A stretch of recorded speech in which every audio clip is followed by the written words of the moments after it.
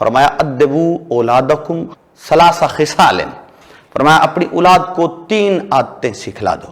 حب نبیکم، اپنے نبی کی محبت سکھلاؤ، وحب اہل بیت ہی، اور میرے اہل بیت کی محبت سکھلا دو، وحب تلاوت القرآن، اور قرآن پاک کی تلاوت کی محبت سکھلا دو.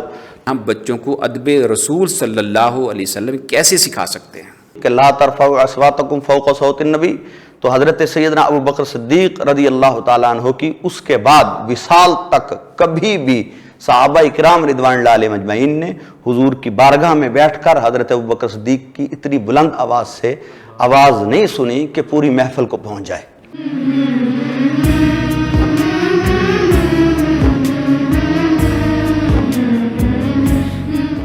بسم اللہ الرحمن الرحیم. رب ادخلنی مدخل صدق واخرجنی مخرج صدق واجعل لی من لدنک سلطانا نصیرا. قال اللہ تعالی فی کتابہ المجید اعوذ باللہ من الشیطان الرجیم. بسم اللہ الرحمن الرحیم.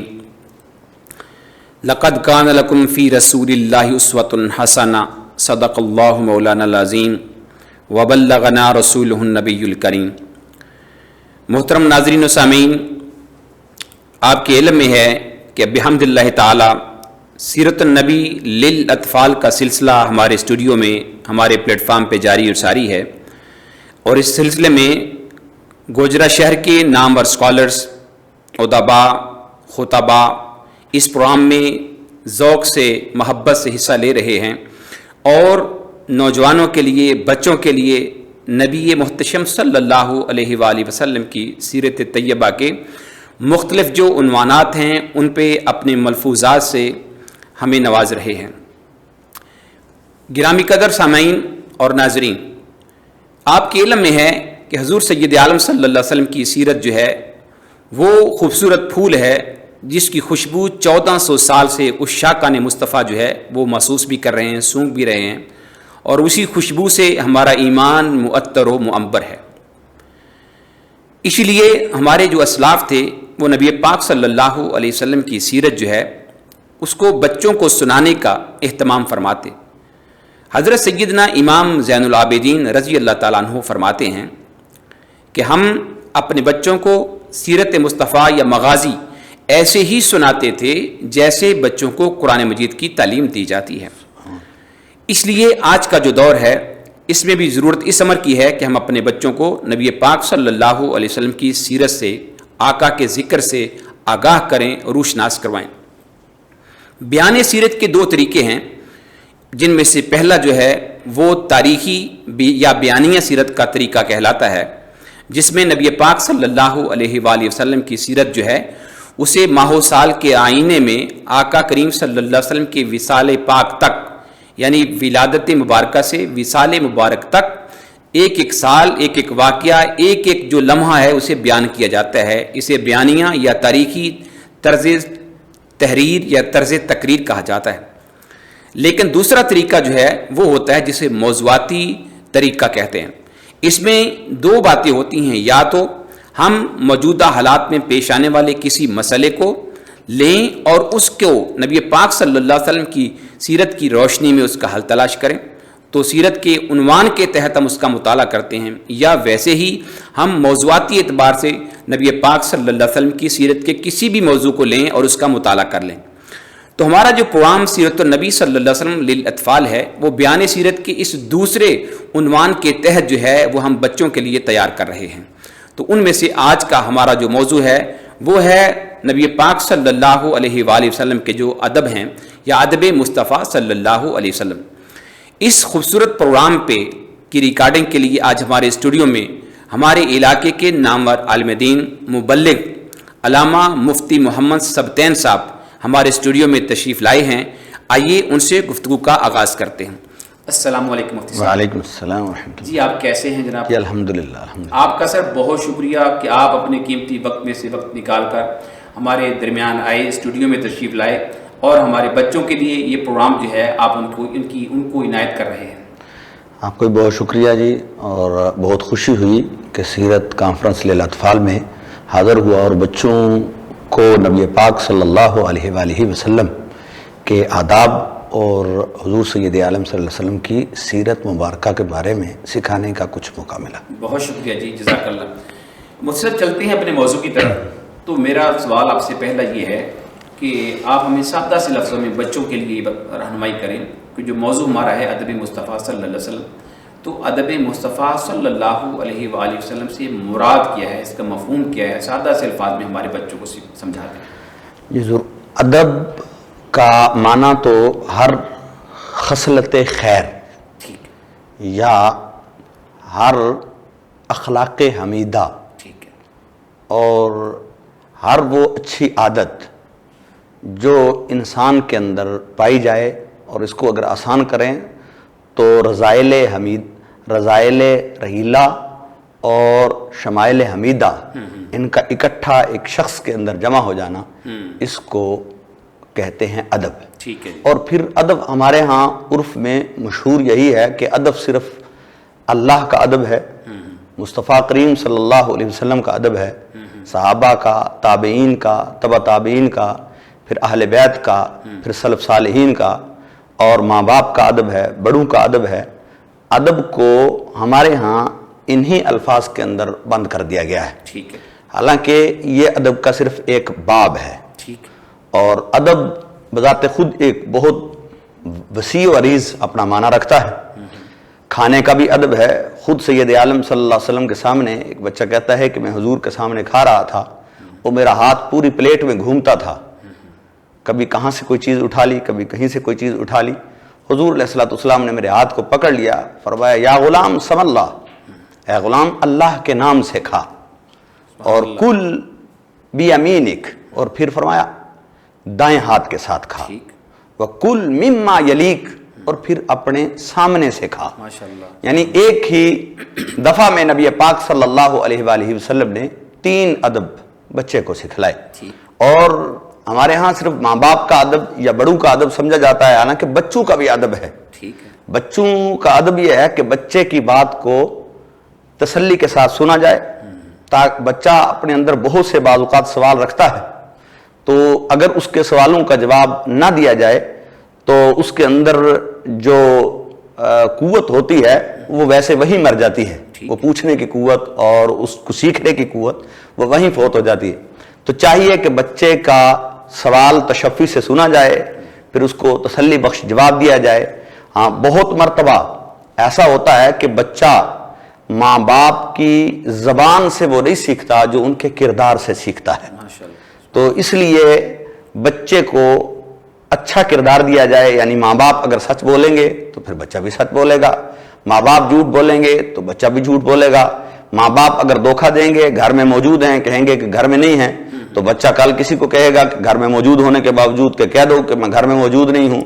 تو اس کا طریقہ کار یہ ہے کہ بچے کو کردار اچھا دیا جائے۔ اور اب اسکول کے ایک پرنسپل ہیں، آپ جانتے ہیں کہ اگر بچے کو اچھا سکول نہ ملے تو کام چل سکتا ہے، نہیں چل سکتا، اور اگر اچھی بالفرض اس کو کپڑے نہ ملیں تو بھی گزارا ہو جائے گا، لیکن بچے کو اگر اچھی کمپنی نہ دی جائے، جی جی ٹھیک، اچھا ادب نہ دیا جائے، تو پھر وہ بچہ کبھی کامیاب نہیں ہو سکتا، کیونکہ اچھی اس کو کمپنی دینا اچھا باغ لگانا ہے، اور اچھا باغ لگانا یقیناً اچھے پھل سمیٹنے کا ایک طریقہ ہے۔ جی جی، یہ موسم میں بہت آپ نے خوبصورت انداز میں ایک وسیع جو اس کا معنی تھا وہ آپ نے ہمارے سامنے رکھا۔ اب اسی میں سے آپ اپنے موضوع کی طرف بڑھتے ہیں کہ جو ادب مصطفیٰ ہے، خاص اسپیشلی یعنی ہر چیز کی آداب ہیں، آپ نے تو ماشاءاللہ اس پورے کینوس کو وسیع کر دیا۔ ادب مصطفیٰ، اب ہم اپنے خاص اسی موضوع پہ ہی چلتے ہیں۔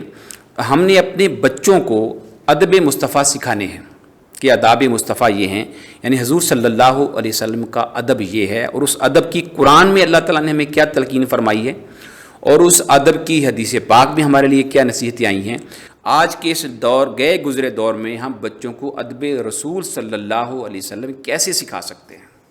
اللہ کے ایک پیغمبر حضرت خضر علیہ السلام، یا جن کے بارے میں اختلاف ہے کہ پیغمبر ہیں یا وہ اللہ کے ولی ہیں، تو ان کے پاس ایک اللہ کا ولی آیا اور پوچھا کہ حضور مجھے کوئی ایسی دعا سکھلائیں جو جامع معنی ہو۔ ٹھیک، فرمایا اللہم الہمنی حسن الادب فی معاملاتک، اے اللہ سارے معاملات میں مجھے حسن ادب سکھلا دے۔ اللہ اکبر۔ تو یہ حسن ادب جو ہے وہ معاملات کے اندر اگر یہ بندے کو آ جائے تو انسان یقیناً تمام خصلتوں پر حاوی ہو جاتا ہے۔ وہ حضرت سیدنا ابوبکر صدیق رضی اللہ تعالیٰ عنہ کے بارے میں بھی نبی پاک صلی اللہ علیہ وسلم نے ارشاد فرمایا کہ ابوبکر بندے کے اندر 360 خصلتیں ہیں، تو اچھی خصلتیں 360 ہیں، اگر ان میں سے ایک خصلت بھی پائی جائے تو وہ اس کو جنت کی طرف لے جاتی ہے۔ سبحان اللہ۔ عرض کیا اے اللہ کے رسول صلی اللہ علیہ وسلم ان 360 میں سے مجھ میں بھی کوئی ہے؟ فرمایا تمہارے اندر تو 360 کی 360 بطریقے اتم پائی جاتی ہیں۔ سبحان اللہ۔ تو یہ اچھی خصلتیں ہی ادب ہے۔ تو بچے کو میں عرض کر رہا تھا کہ نبی پاک صلی اللہ علیہ وسلم کا ادب سکھلانا اور کس طرح ان کے ہاں حضور کا ادب منتقل کیا جائے، تو اس کا طریقہ کار خود نبی علیہ الصلوۃ والسلام نے بتایا۔ فرمایا ادبوا اولادکم ثلاث خصال، فرمایا اپنی اولاد کو 3 عادتیں سکھلا دو۔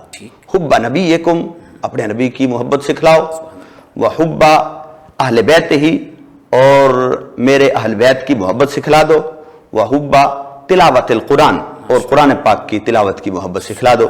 تو اب یہ سکھلانا کس طرح ہے؟ کیا ماں باپ صبح اٹھیں اور صبح اٹھ کر بچوں کو کہیں کہ حضور سے محبت کریں، حضور سے محبت کریں؟ یہ تو کوئی طریقہ نہیں ہے۔ تو وہ یہ ہے کہ جب نبی پاک صلی اللہ علیہ وسلم کا نام لیا جائے، اگر دیکھتے ہیں اولاد کہ جب حضور کا نام میرے ماں باپ کے سامنے لیا جاتا ہے تو وہ سب کچھ چھوڑ کر حضور کی جانب ہی متوجہ ہو جاتے ہیں، اور اپنے ہاتھوں کو چوم کر، انگوٹھوں کو چوم کر آنکھوں پر لگا لیتے ہیں اور خود رفتہ ہو جاتے ہیں۔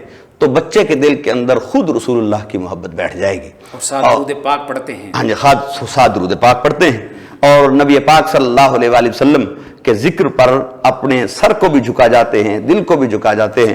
تو اس طرح بچے کے دل میں محبت آئے گی۔ اسی طرح دیکھتے ہیں والدین کہ صبح گرمی ہو یا سردی ہو، اور پھر موسم بہار ہو یا خزاں ہو، یا پھر بارش ہو رہی ہو، یا کیسا بھی موسم ہو، ماں باپ کبھی بھی اولاد دیکھ رہی ہے کہ تلاوت قرآن کو منسوخ نہیں کرتی۔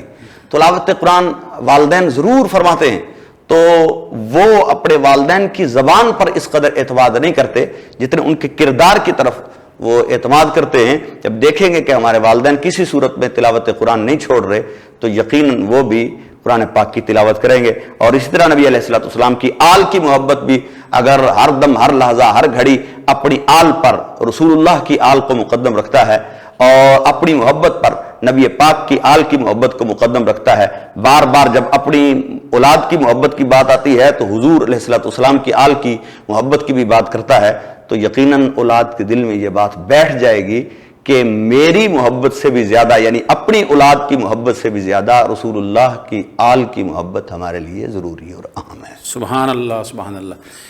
مفتی صاحب، آپ نے جو گفتگو ماشاءاللہ فرمائی ہے کہ ہم اپنی اولاد کے سامنے یہ کچھ نمونے رکھیں، اگر ہم نے ان کو ادب منتقل کرنا ہے رسول پاک صلی اللہ علیہ وسلم کا ادب سکھانا ہے، جیسے آپ نے ماشاءاللہ یہ مشہور حدیث پاک سنائی کہ ان کو حضور کی محبت بھی سکھائی جائے، ان کو قرآن پاک کی محبت بھی سکھائی جائے، ان کو اہل بیت اطہار کی محبت بھی سکھائی جائے۔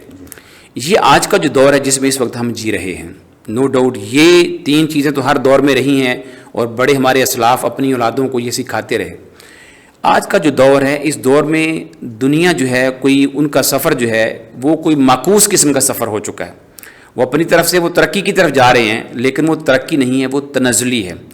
اگر ہم سورہ قرآن پاک کی بہت ساری صورتوں کو دیکھتے ہیں، اس میں سورہ حجرات کو لے لیتے ہیں، وہاں میں ادب کی ایک اور چیز جو ہے نا وہ آپ سے پوچھنا چاہتا ہوں عنوان کے تحت ہی، کہ وہاں ادب رسول کی ایک خوبصورت جو اللہ تعالیٰ نے ہمیں ایک آرڈر دے دیا اور حکم بھی دے دیا، اور وہاں بلکہ اگر ہم روضہ رسول صلی اللہ علیہ وسلم پہ جائیں تو وہاں جیسے آپ نے کہا نا کہ حضور کی سمت متوجہ ہو جانا، یہ بھی حضور کا ادب ہے، یعنی حضور کے نام کا ادب ہے، تعلیمات کا ادب ہے، قرآن کا ادب ہے، حضور کے اہل بیت کا ادب ہے، یہ سارے ادب رسول ہی کے حصے ہیں۔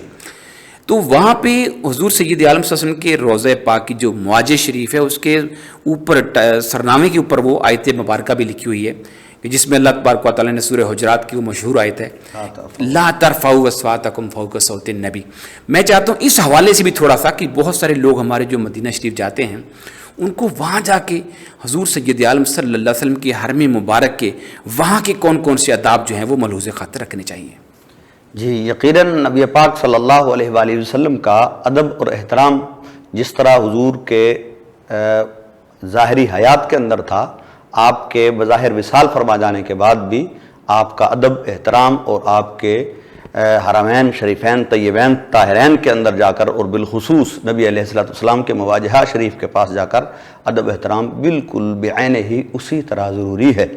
اور پھر وہاں جا کر یقیناً بہت سے لوگ غفلت کے اندر یا بے ڈنگی جاہلانہ محبت کے اندر کچھ ایسے کام کرتے ہیں جس سے خود انسان کو شرم محسوس ہوتی ہے، بالفرض کہ نبی پاک صلی اللہ علیہ وآلہ وسلم کے روضہ اطہر کی طرف پشت کر کے وہ تصویریں کھینچ رہے ہوتے ہیں، یا خود وہاں کھڑے ہوتے ہیں کسی کی ڈیوٹی لگا دیتے ہیں کہ تصویر کھینچ لی جائے، حالانکہ یہ ادب نہیں ہے۔ وہاں تو اونچا سانس لینے سے بھی روک دیا گیا، اور جب یہ آیت کریمہ نازل ہوئی کہ لا ترفعوا اصواتکم فوق صوت النبی، تو حضرت سیدنا ابو بکر صدیق رضی اللہ تعالیٰ عنہ کی اس کے بعد وصال تک کبھی بھی صحابہ اکرام رضوان اللہ علیہم اجمعین نے حضور کی بارگاہ میں بیٹھ کر حضرت ابو بکر صدیق کی اتنی بلند آواز سے آواز نہیں سنی کہ پوری محفل کو پہنچ جائے۔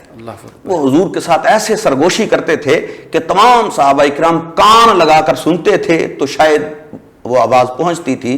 وہ اس قدر نبی پاک صلی اللہ علیہ وسلم کا ادب کرتے تھے، اور اس طرح حضرت عمر فاروق اور دیگر صحابہ کرام رضوان اللہ علیہم اجمعین بھی کرتے تھے۔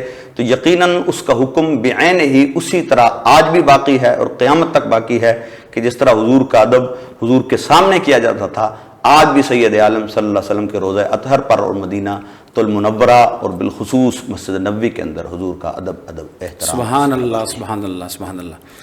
مفتی صاحب ماشاء اللہ آپ نے بہت ہی خوبصورت جواب عنایت فرمایا۔